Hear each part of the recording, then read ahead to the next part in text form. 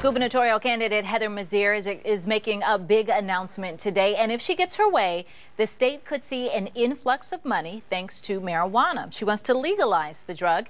Candidate Mizeur is joining us live to tell us all about this plan. Good morning. Good morning, Patrice. All right, so what exactly do you want to do, and why do you think that's good for the state?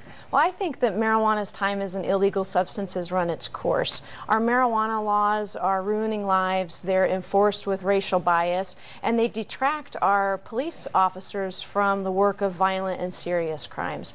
If we legalize, tax, and regulate marijuana, we'll have enough resources to have a universal pre-education program for all of our kids. Our communities will be safer, and significant amount of resources will be freed up in our public safety system to be focused on the real needs of our communities. The money going to education, you're thinking as much as $150 million plus annually. Yes, absolutely. When we look at the numbers that are coming out of states like Colorado and Washington, gave us good economic models to determine how we could extrapolate what the amount of revenue would be for Maryland.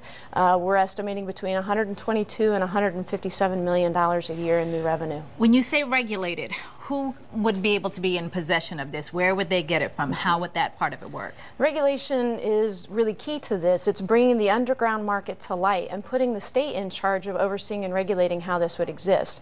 There would be an ability for a retail facility in all of our communities based on 20,000 people in population, so larger communities could have more, smaller communities could have fewer.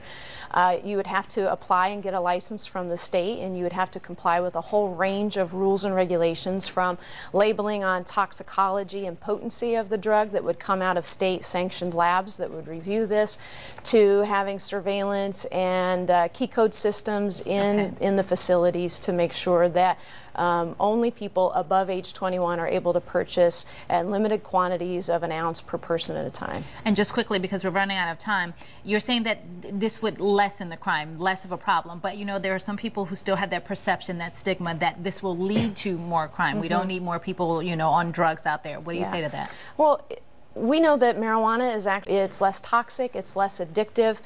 People don't do criminal and reckless behavior when using the substance. It's safer than alcohol and tobacco, and adults should have the ability in the privacy of their own homes to make that choice. All right, well, 51% of Marylanders think the way you do, so we'll see how this continues to play out. Thank you so much for coming in. Thanks for having me today, appreciate Patrice.